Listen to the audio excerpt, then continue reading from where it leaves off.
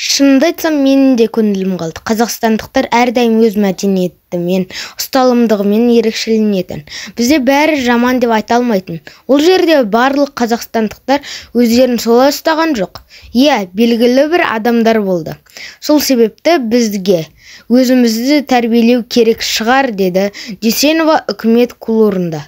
Мен де Дүйсенованың айтқанына келісемін. Журналистер астаналықтардың жәрмеңкедегі теріс қылығынан кейін халықаралық қоғамдастыққа Қазақстанға деген көзқарасы өзгермейді ме деп сұрады. Мұндай келеңсіз жайттар бізде ғана емес, басқа елдерде де болып жатады. Өткен келушілер қойылған жеміс атауының бәрін тып-типыл қылды. Ұйымдастырушылар бастапқыда ауыл шаруашылығы өнімдері түгел сатылып кетті деген, бірақ әлеуметтік желіде тараған видеода кейбіреулер қарбыздарды көтеріп кетіп бара жатқаны, енді бірі ілінген жүзімдерге өрмелеп жетіп шешіп алғанын көруге болады. Тіпті қыш ыдыстарды да ала кеткен. Тегін палауға таласқандардың да қарасы қалың. Тамыздың 29-на дейін жоспарланған жәрмеңке осылайша ерте аяқталды.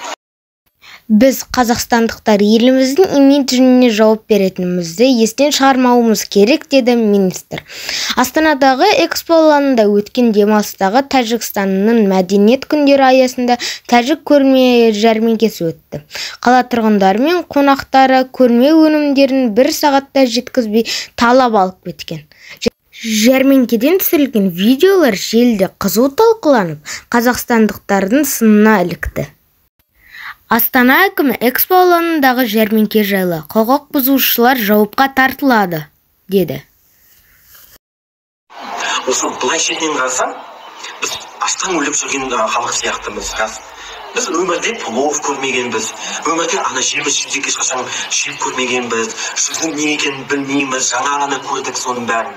Мен өзім экспоның жанында тұрамын. Осы Тәжікстанның Қазақстанға арнаған жәрмеңкесін мен 2-ші күн өтіп жатыр. Мен көз алдымда осы жәрмеңке халық деген бір ашып жүрген сияқты. Рас. Соншалықты жаман тұрмаймыз ғой. Плов шалқарласып тұратын, жеміс-жидек. Не болды соншама, рас. Еще мен қандай адамдар түсінбеймін. Осы бір жерде тегін плов таратып жатыр десе, қаланың ар жағынан келеді бір тегін пловты жеу үшін. Не болды соншама? Шаршамайды сол адамдар, вообще ерінбейді, қаланың ар жағынан келіп бір плов үшін қарғысып, төбелесіп, очередьте тұрып, сол плов үшін. Не болды соншама? Тәжіктердің алдында қалай ұят. Шүкір бәрі бар ғой бізде, не плов жейміз, шүкір. Біз үшін ол не дүние емес қой, аңсап армандап отыратын. Еще өздері жалғыз емес, балаларын еріп келеді осында. Коляскалармен, кішкентай балалармен, колясканың ішінде бала жату керек. Бірақ сол баланың орнына жақта арбуз, қауын, жеміс-жидек жатыр.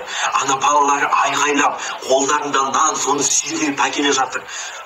Таңғаламын сондай адамдарға, шаршамайды.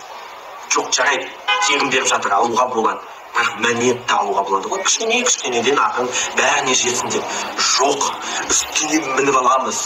Пакеттермен келеміз, бәрін тонап жатқандай сон бәрін.